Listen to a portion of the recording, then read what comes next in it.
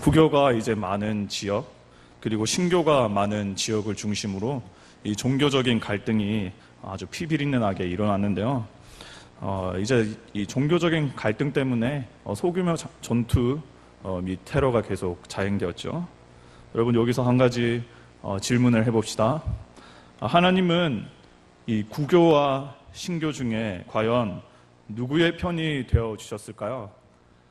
둘 다 신교나 구교나 주장하기로는 하나님은 우리의 편이다 이렇게 말하였는데, 진짜 하나님 입장에 있어서 하나님은 과연 누구의 편이 되어 주셨을까요? 또 다음 화면 넘겨주십시오.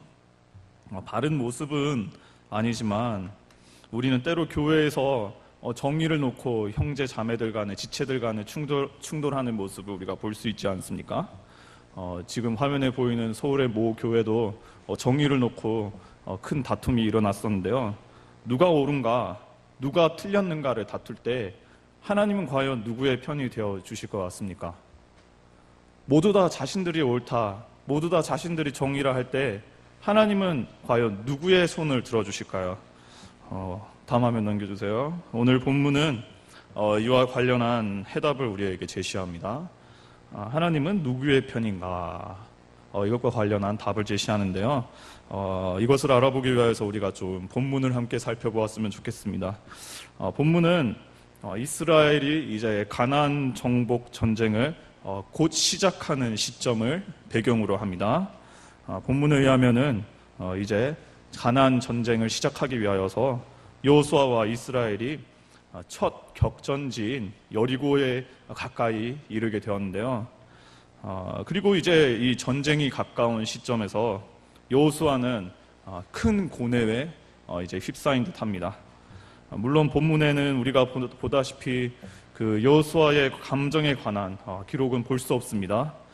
그러나 13절에 의하면은 여호수아가 홀로만의 그 고독한 시간을 갖는 것을 우리가 확인할 수 있죠. 아마도 그는 이스라엘을 이끄는 지도자로서 또 첫 정복 전투를 앞두고 특별히 처음으로 경험하는 아주 높고 튼튼한 성, 그리고 정비된 군사력을 앞두고 여러 감정 및 이 생각을 정리하는 홀로만의 이 시간, 산책을 하는 중으로 우리가 이 본문을 볼 수가 있습니다. 때마침 이때 홀로 있던 여호수아 앞에 한 사람이 등장합니다. 그것도 칼을 빼어서 손에 들고 있는 싸움에 준비된 자가 여호수아를 맞이하게 됩니다. 여호수아는 이제 사뭇 놀라면서 이제 칼을 든 자에게 묻습니다. 13절 후반에 나오죠. 너는 우리를 위하느냐, 우리의 적들을 위하느냐. 그 칼을 빼어서 이제 싸울 준비된 자에게 너는 누구의 편이냐? 이스라엘을 위하여 싸우는 자냐? 아니면 적의 편, 여리고를 위하여서 싸우는 자인가? 이렇게 질문합니다. 그러자 칼을 뺀 자가 다음과 같이 대답하는데요. 뜻밖의 답을 합니다. 그는 이스라엘의 편도 아니고 여리고의 편도 아님을 말합니다. 그리고 그의 정체성을 밝히는데요. 여러분 14절 초두를 보십시오. 그가 이르되 아니라 나는 여호와의 군대 대장으로 지금 왔느니라. 싸울 준비가 된 자가 자신은 이스라엘의 편, 여리고의 편도 아니라 여호와의 군대 대장, 여호와의 편이다, 이렇게 자신의 정체성을 밝히고 있습니다. 그러자 이제 여호수아가 본문을 보면 서둘러 땅에 엎드리죠.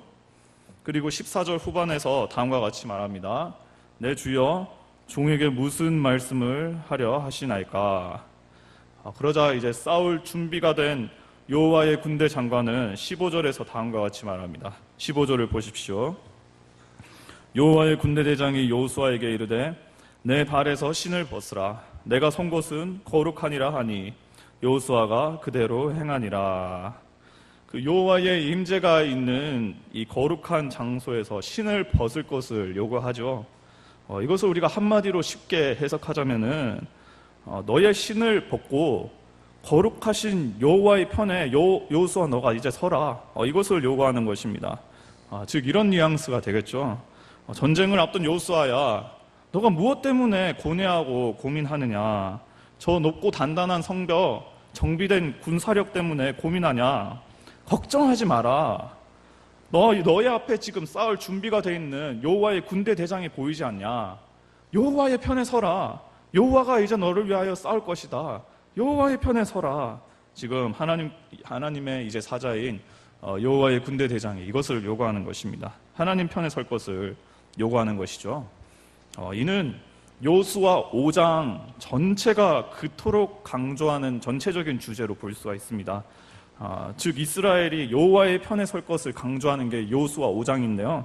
여러분 여호수아 5장 2절을 잠시 보시면요, 가나안 정복을 앞두고 이스라엘 남자들이 모두 할례를 받습니다. 이어서 10절에 의하면은 가나안 정복을 앞둔 이스라엘 백성이 모두 이제 유월절을 지킵니다. 가나안 정복을 코앞에 둔 이스라엘이 왜 굳이 이 시점에 할례를 행하고 왜 굳이 유월절을 지키겠습니까? 상식적으로 생각하면 할례는 전투 요원들을 한동안 무용지물로 만드는 의식 아닐까요? 한동안 훈련도 하지 못하고 전쟁에 나가지도 못하게 하는 의식이 할례잖아요. 또 유월절 의식이 전쟁을 위하여서 도움이 됩니까? 이 의식은 전쟁을 앞둔 군대의 집중력을 흐트릴 수가 있습니다. 그리고 전술 훈련을 방해합니다. 그래서 정복 전쟁을 앞둔 이스라엘 입장에서는 할례, 유월절 의식 지키는 것 오히려 마이너스입니다. 그러나 이들이 왜 굳이 행할 필요 없는 이 할례와 유월절을 정복 전쟁 그 바로 이전에 지키겠습니까?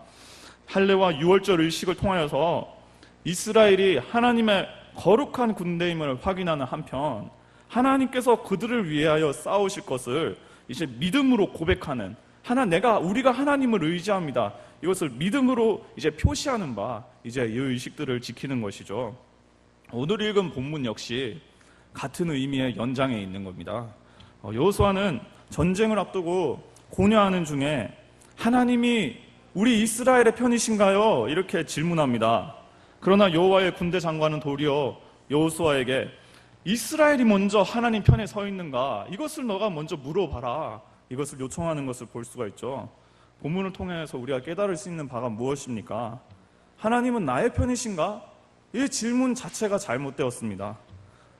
제대로 된 질문은 우리가 하나님 편에 서 있는가? 우리가 하나님께서 원하시는 뜻 가운데 거하고 있는가? 이것이 바로 질문이다. 이게 정답이다. 우리가 오늘 본문을 통하여 깨달을 수 있습니다. 우리 왕궁 중부교회가 속한 우리 교단, 우리 바로 고신 교단이죠.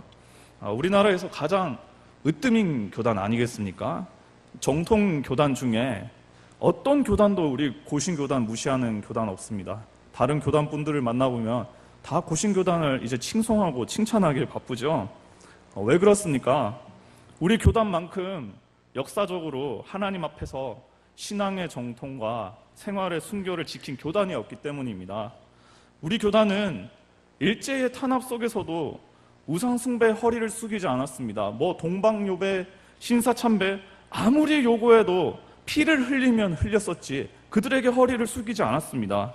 반면 물론 회개를 했지만 과거 몇몇 많은 교단들이 이 우상숭배에 참여하지 않았습니까? 예배 전에 동방요배를 실천하면서 우상숭배를 실행했죠.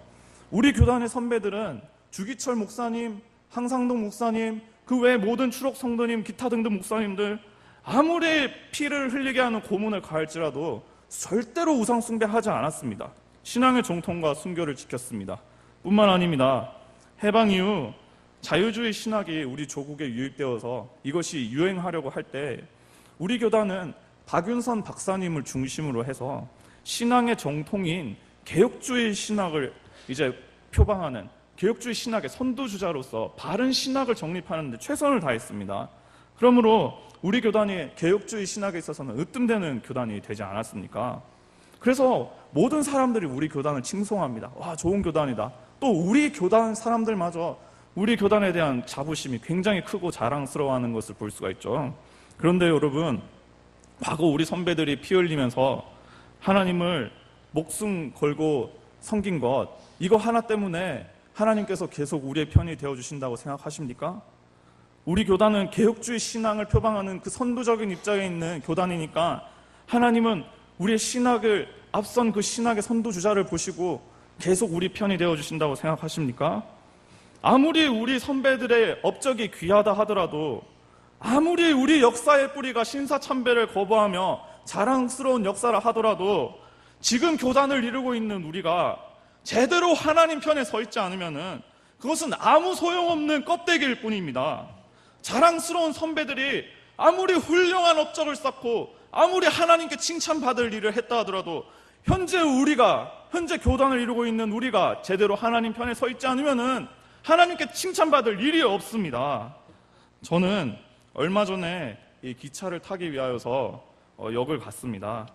시간이 많이 남아서 제법 오랫동안 역에 대기하는 중이었는데요. 때마침 한 이제 중년 여성분이 제 옆에서 큰 소리로 막 통화를 하는 겁니다. 그래서 뭐 제가 원한들 원하지 아니한들 이제 그 통화의 내용을 듣게 되었는데요. 이 여성분의 지인이 이제 어떤 그 질병을 가지게 되었는가 봅니다.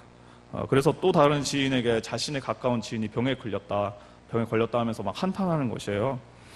그러면서 갑자기 이런 말을 하더라고요. 나는 옛날에 교회 열심히 다녔다. 물론 아주 오랜 기간 동안 나는 신앙생활 안 했고 뭐 교회도 다 때려치우고 나가지 않았지만 지금 내가 기도하면 아마 그 친구 하나님 낳게 하실 것이다. 뭐 이런 말을 하였습니다. 뭐 저는 개인적으로 이 말 들으면서 굉장히 씁쓸했습니다.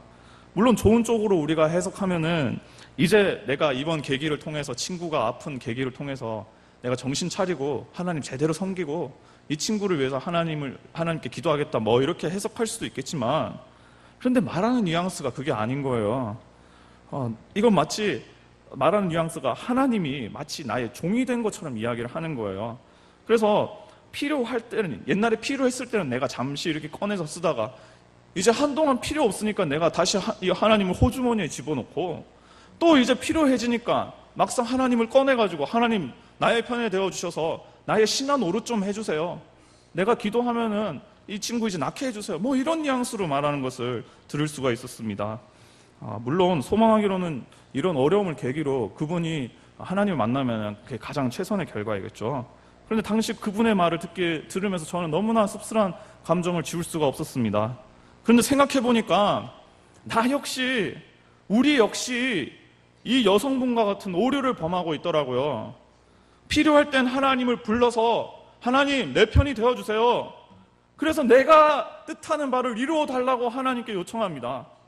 나의 생각이 정의가 되게 해달라고 하나님 내 생각 좀 이루어 주소서 내 정의가 이루어지게 하소서 하나님을 내 편으로 끌어들입니다.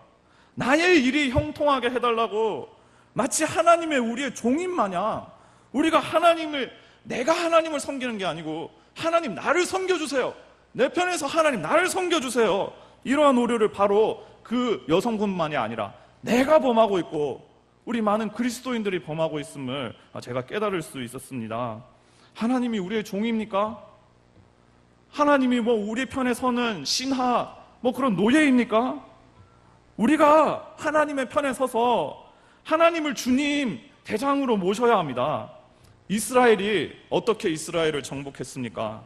이스라엘과 여호수아가 확실히 하나님을 주님 대장으로 인정하여서 대장이신 하나님의 전술과 하나님의 방식에 순종함으로 결국 여리고 전투를 승리하지 않았습니까?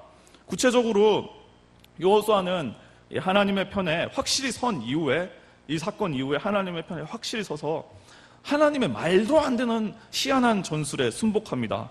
여리고성을 돌다가 이렇게 몇 번 돌다가 소리 지르면은 여리고성이 무너진다 이런 전술을 따르게 됩니다. 여러분 이게 우리가 참 익숙한 이야기라서 너무나 당연한 듯이 우리가 이해하게 되는데요. 만약에 혹시 제가 어느 날 여러분에게 와가지고 하나님께서 저에게 직통 계시를 주셨습니다. 여러분 산업 번창하고 싶으십니까? 여러분 왕궁 몇 바퀴 도시고 크게 소리를 지르세요. 여러분 농작물 3배로 거두고 여러분 수입이 3배로 이렇게 커질 것입니다. 만약에 이렇게 말했다 생각해 보십시오. 여러분 저를 미친 사람으로 생각하지 않겠습니까? 그런데 지금 여호수아가 똑같은 입장인 거예요. 하나님께서 말도 안 되는 전술을 여호수아에게 지금 명령하시는 것입니다. 그러나 여호수아는 확실히 하나님 편에 서서 이제 믿음 가운데 하나님을 대장으로 의지하는 것이죠. 100% 하나님의 편에 서서 100% 하나님의 대장의 뜻을 따르는 것이죠.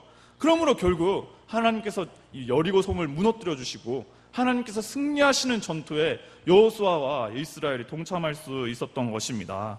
성도님 여러분, 오늘날 우리의 가정은 하나님 편에 서 있습니까? 나의 자녀는 하나님 편에 서 있습니까? 나는 하나님 편에 서 있습니까? 혹시 하나님이 때에 따라서 필요에 따라서 나의 편이 되어주세요, 이렇게 우리가 요구하고 있지는 않습니까? 틀린 것입니다. 우리가 매 순간 하나님의 뜻에 하나님 편에 서야 합니다. 하나님의 말씀 안에서 그분이 원하시는 거룩을 이루어가며 하나님의 뜻대로 살아갈 때 하나님께서 그때서야 우리에게 비로소 하나님 나라의 완전한 승리를 우리에게 주시는 것입니다. 여러분, 하나님의 편에 우리가 서기를 간절히 소망합니다. 그러므로 하나님의 승리를 누리시는 모든 성도님들 되시기를 간절히 소망합니다.